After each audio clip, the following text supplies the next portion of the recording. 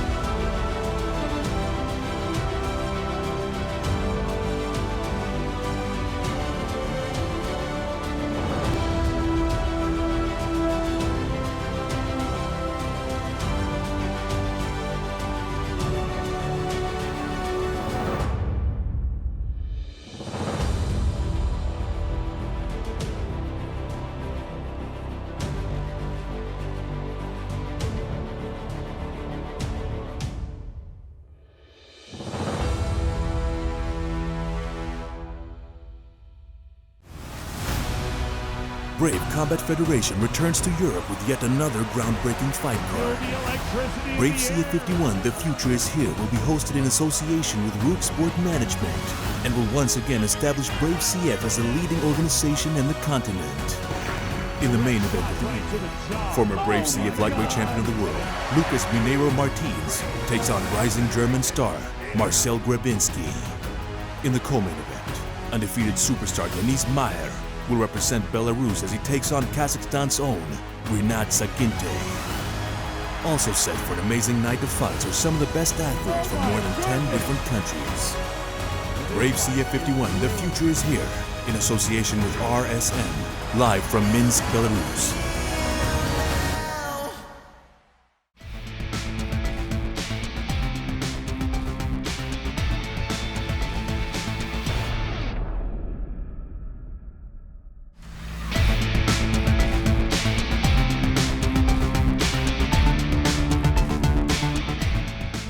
Privatanya, Brave Nation. This is the Roaring Lion Carlos Kremer, and we are live, getting set for our historic Brave 51. That's right, it is our night that we are going to make history. We're right here in Minsk, Belarus, where it's Brave 51. The future is here.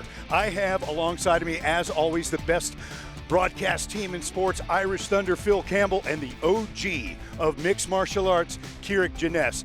Ladies and gentlemen, the atmosphere here in Minsk is absolutely electric. We've got 5 Belarusian fighters on the card.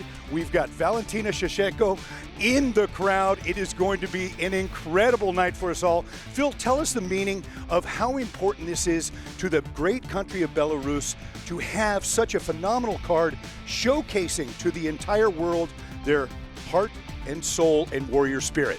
First off, it's absolutely incredible to be here in Minsk, Belarus. I had no idea that the appetite for mixed martial arts was so insatiable in this country. What Brave Combat Federation do so well and so consistently is go to a new territory and make a point of leaving an indelible imprint in the landscape of mixed martial arts in this country. That is so wonderfully showcased by the fact that we have 5 elite Belarusian fighters competing on the card tonight. And wanted to get to you, Kirik, your sentiments about being here in Minsk and what the crowd, having it after COVID, having a crowd here again, bringing the electricity back into the night. This is going to be something special and historic, as we may mention that this is the greatest and biggest mixed martial arts event in Belarus history. You nailed it, Los, when you said crowd. Brave Nation, you don't understand how important oxygen is until somebody grabs your head and sticks it under the water and you can't breathe. And all of a sudden, oxygen, which you never think about, is the most important thing in the entire world. Mixed martial arts for the last 18 months has gone through a similar situation. We've been putting on show after show with no audience whatsoever. We can't do in-cage interviews, but now, finally, Brave Combat Federation 51 in beautiful Minsk, Belarus, we are back. We've got a great crowd, a full house, absolutely everything is sold out. We're going to be doing in-ring interviews, and I feel like a man who had been choked and is now coming back to life. It's almost a feeling like we've been in a prison cell for a long time. We're coming out, we can see the light. The crowd just brings the energy. This is going to be one of the best nights in our history, and I am so proud to be here. I can't tell you how incredible the fans have been here. The people have been in Minsk. Everyone has been so kind and so appreciative of what we have going on. Our amazing partners, Rukh Sport Management, have been with us through this, and they're helping us put on this spectacular show for the world to see. It's really going to be fun. It's going to be a way for them to showcase our Belarusian athletes, as well as we have a stacked card completely from top to bottom on this event.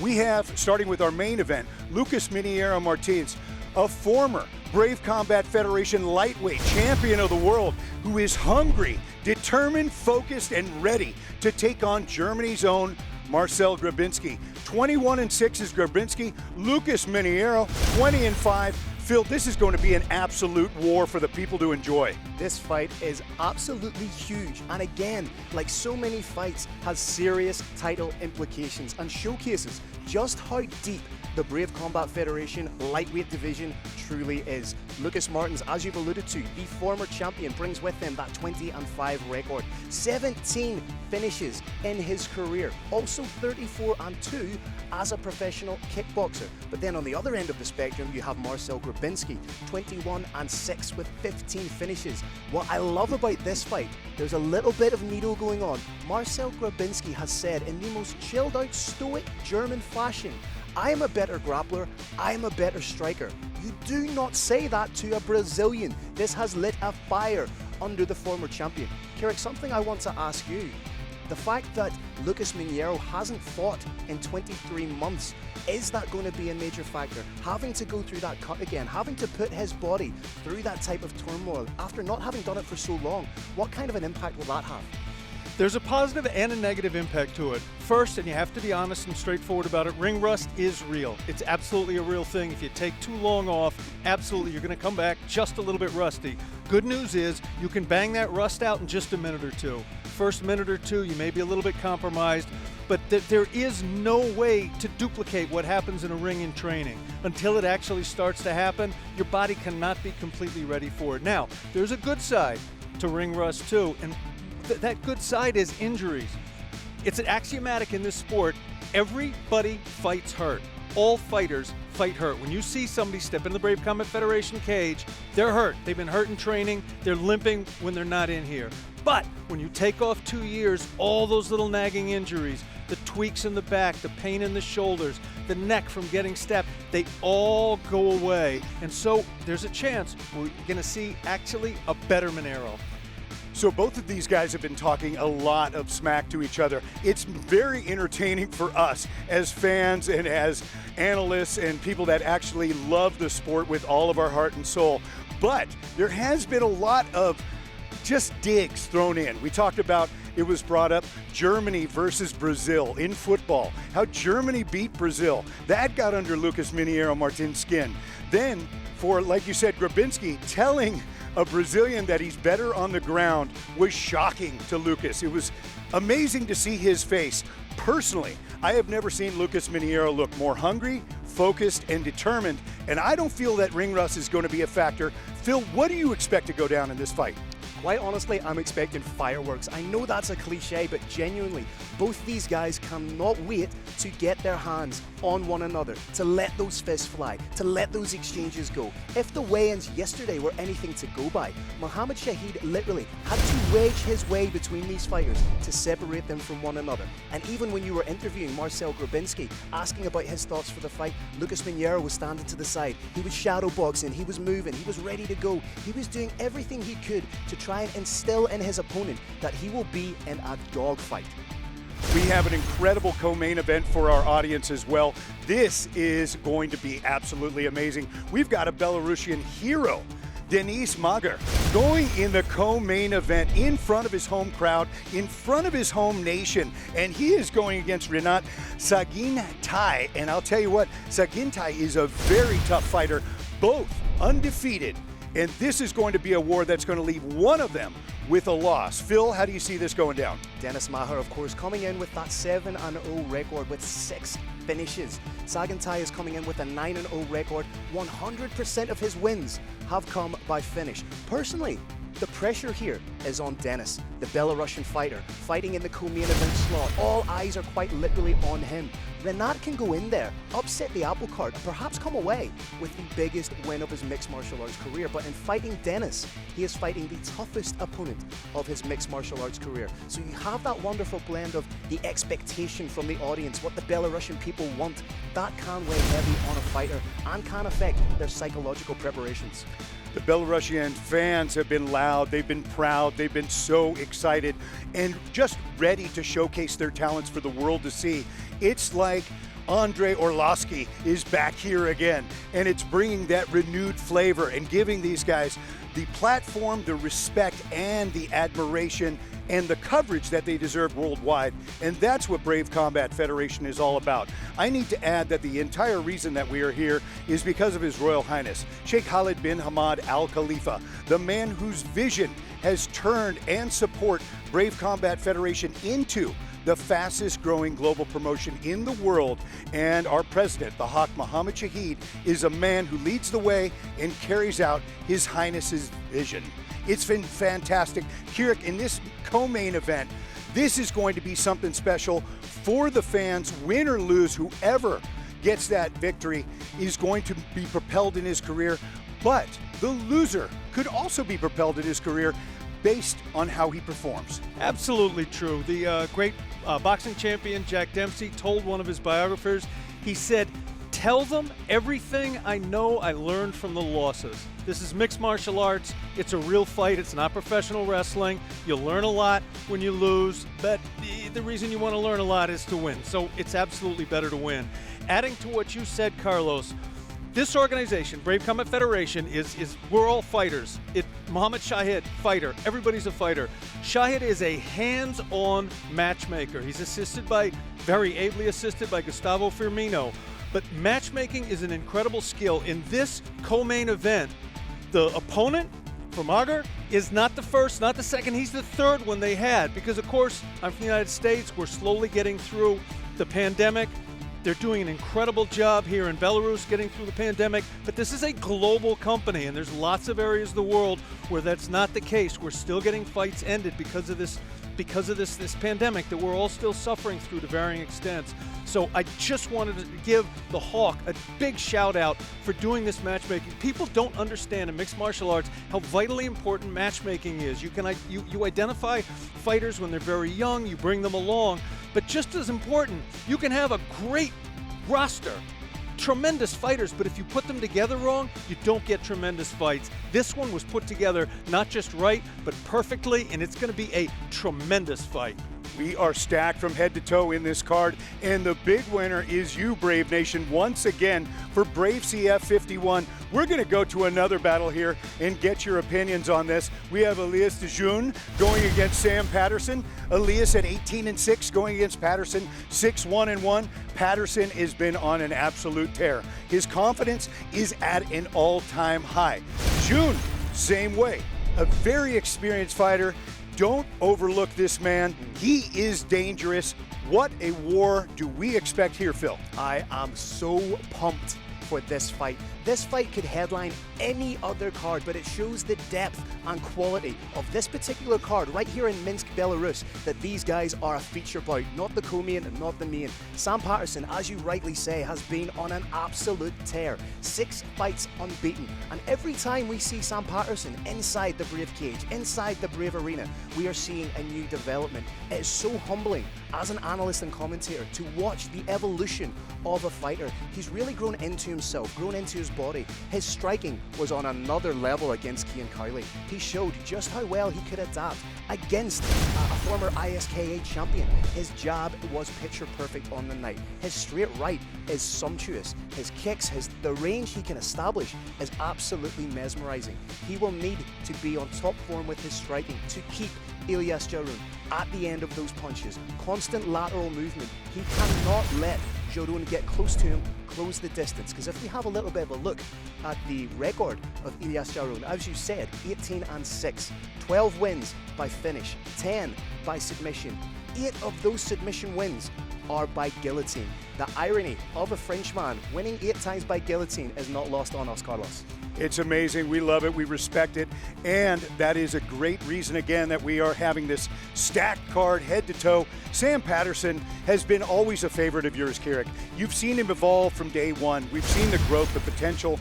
And as Phil said, we are so impressed with the distance that he creates and the angles and how he can close that gap so quickly and prevent his opponent from getting inside on him. Brave Nation, if you want to tell how good a fighter is, actually 2 fighters, when they're going against each other, don't look for how quickly one can level change and get in the other hips. Don't look at how big of a thud the kick makes or how sharp the jab is. Guys can look phenomenal on the heavy bag, phenomenal, but they can't apply it. What you should look for to tell the quality of a fight is how they maintain distance from each other. If you see 2 fighters and they're farther apart, close together, farther apart, those are not top-level fighters, but we are going to see top-level, world-class fighters. Distance management is the most important and also least appreciated part of mixed martial arts. Sam is going to have to be a master of distance management in order to win this fight. I believe he can, but it is by no means guaranteed.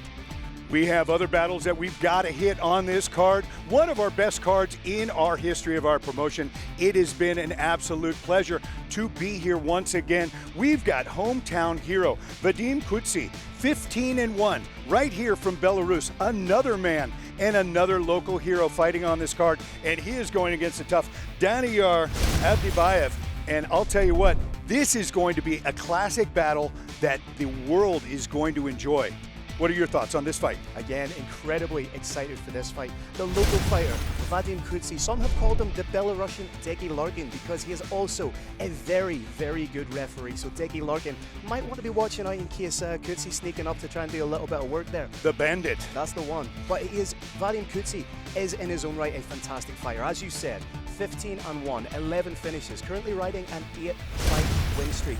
He is very, very technical when it comes to his striking. And against someone like Daniyar Abdibayev, who is a fantastic grappler and a wonderful brawler, he's the type of fighter that will get in his opponent's face and stay in his opponent's face. So Kutsi is going to have to be very intelligent in this fight to come out the winner.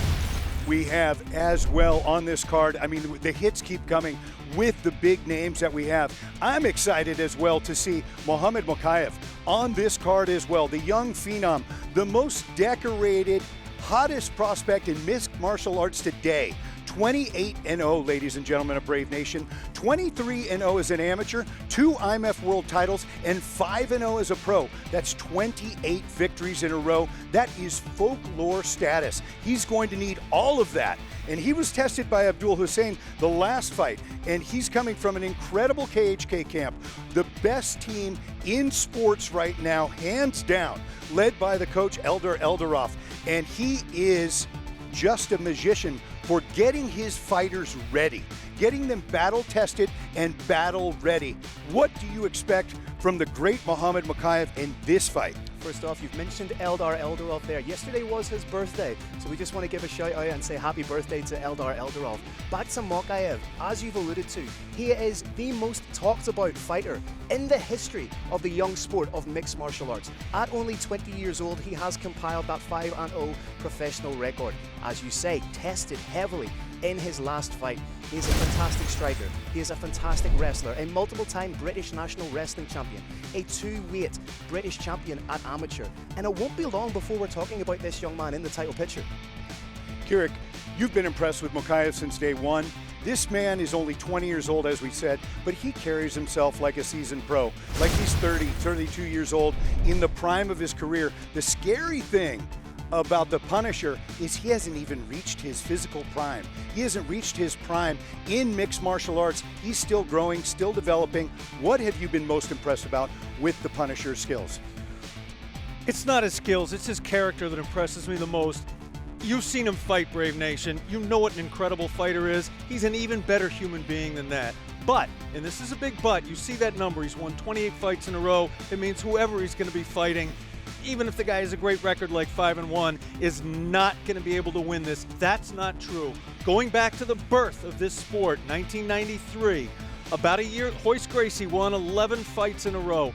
His brother, Horion, who was the promoter at the time, co-promoter, was asked, will your brother ever lose? And Horion looked at the interviewer like the interviewer was stupid. He said, of course. No one is punch-proof, and that is a fact. This is mixed martial arts. These are 4-ounce gloves. A bare fist might break when you hit somebody with it. A 4-ounce glove with tape underneath it is something like a club. So do not think that his opponent has no chance, because he does, because this is mixed martial arts. We've got to hit another fight here before we pack it in. And we have Bogatov going against Garbekov. This is going to be a classic battle, and it's a featherweight bout in an incredibly stacked card. Phil, touch on these two athletes really quickly. Another incredible bout. You have Bogatov coming in 11-1, has never been finished in his professional career. But then you look at the record of Garbekov, he's 15-2-1. 12 of his wins have come by way of decision. The lesser fan might look at that and say, well, if he continues to go to decisions, he must be a boring fighter. They could not be more wrong. The fashion of those 12 decisions, incredibly dominant. He's essentially a fire blanket of a wrestler. But Bogatov, in his own right, is a fantastic wrestler. So, gentlemen, the question is, does the wrestling of these two incredible fighters cancel one another out? And could we potentially be looking at a stand-up war? Kirik, your take on this great fight. I do, in fact, think we're looking at a stand-up war, but moving back from that just a step, there is a thing in mixed martial arts called the Russian invasion. There used to be a USA-Brazil axis that the 80% of the great talent came from. Then came the Russians. Now it's a global sport. You have great talent coming from everywhere, including Kyrgyzstan, which is a nation we're very excited about. But in this case, you've got the #1 featherweight in Russia fighting another Russian. And, gentlemen, the Brave Combat Federation featherweight title right now is vacant. I can see the winner of this getting a title shot. You know, the amazing thing that I've shared in multiple interviews with multiple media outlets is they ask, what is different about Brave Combat Federation? Why do you have such great battles inside the cage? And I say straight up, exactly, when you have His Highness Sheikh Khalid bin Hamad Al Khalifa believing in you, when you have the Hawk, Mohammed Shahid, the hardest working CEO in sports, believing in you, when you have our entire family that take you in, brand you, market you, and put you on a platform like nobody else in the business, that is why our fighters leave it all out on the cage like it is their last meal on earth. You will be excited. You will be impressed. This card is absolute fire. Your take on the Brave athletes and why they are different. again, Brave Combat Federation is just a completely different organization.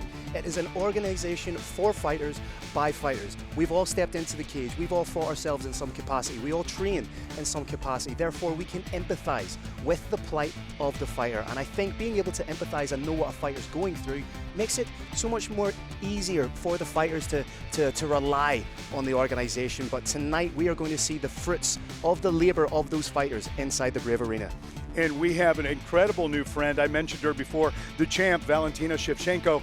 The Bullet is here. I'm so excited with her. Kind of fanboyed out when I met her and talked to her. She's the most humble, nicest person in the world. She's from Kyrgyzstan, and I'll tell you what, her and her sister are just amazing, and to have their support is unbelievable to us at Brave Nation, and we do appreciate that. Kirik, your closing thoughts on this beautiful night ahead of us. I want to address something directly. Brave Combat Federation goes to a lot of different nations that sometimes get bad press. Belarus has been in the news recently. When I learned I was going, I was extremely excited. Some people came to me and said, do you think it's going to be safe? Brave Nation, Belarus is one of the nicest countries on the face of the planet Earth. You will not find better people anywhere. This is an incredibly kind people. It is incredibly safe, and it is an incredible honor to be representing Brave Combat Federation in this great nation. We are all blessed, grateful, and humbly here tonight. It is electricity in the air. As Kirik mentioned, this is going to be the night of all nights for Brave Combat Federation. We have the best fighters in the world going head-to-head, throwing down, like I said, 5 Belarusians on this card tonight, showcasing their skills for the world to see. We have athletes from 14 different nations competing in this event tonight, and it is going to be absolute fireworks. I am the Roaring Lion Carlos Kremer. We're signing off, and we are so excited about tonight. We're going to be bringing it to you live, and joined by Phil Campbell, Irish Thunder, and the OG of mixed martial arts, Kirik Jenness. Thank you for watching. Continue to watch, get excited, and Brave Nation, are you ready?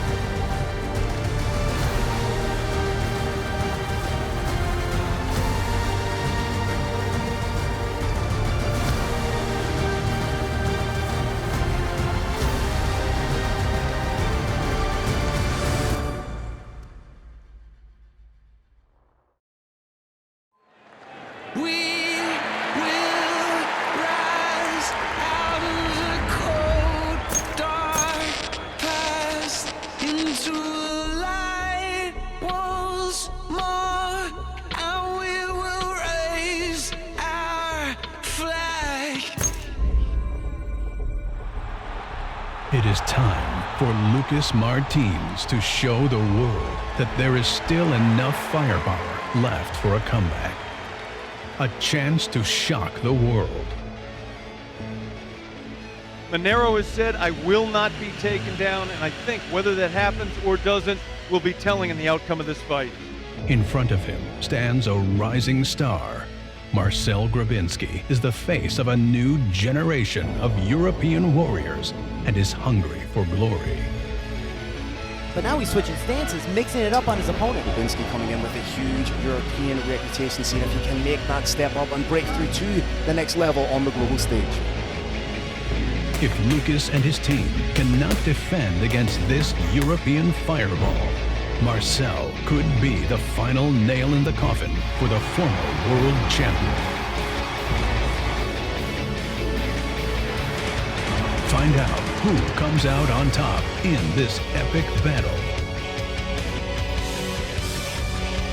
Live from Belarus, tonight, Brave CF 51 in association with RSM.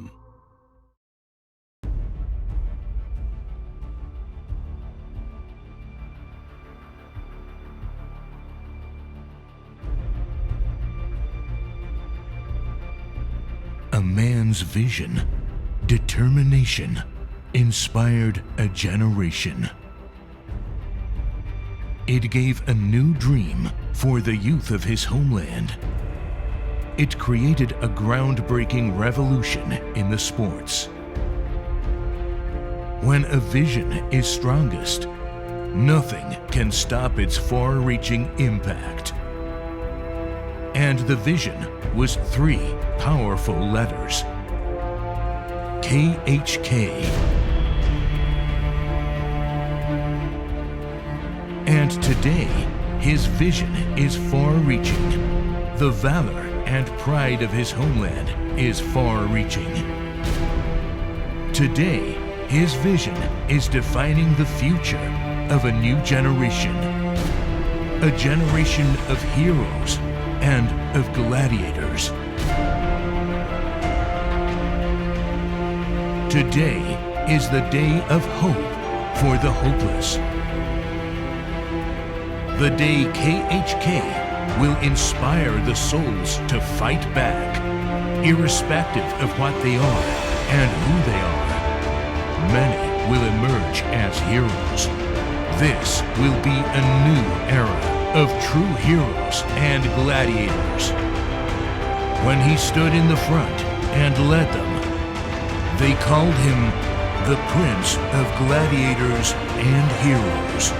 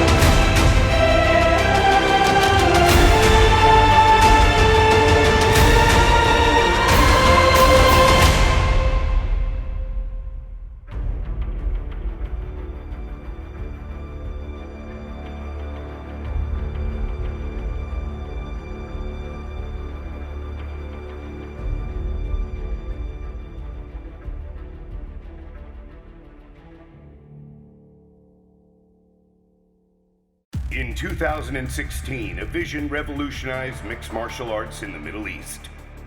It all started with the evolution of MMA in a small island in the Middle East. The magnificent Kingdom of Bahrain, a land of ancient glory and bravery, thriving under great leaders and visionaries. The country is now home to the largest MMA promotion in the region.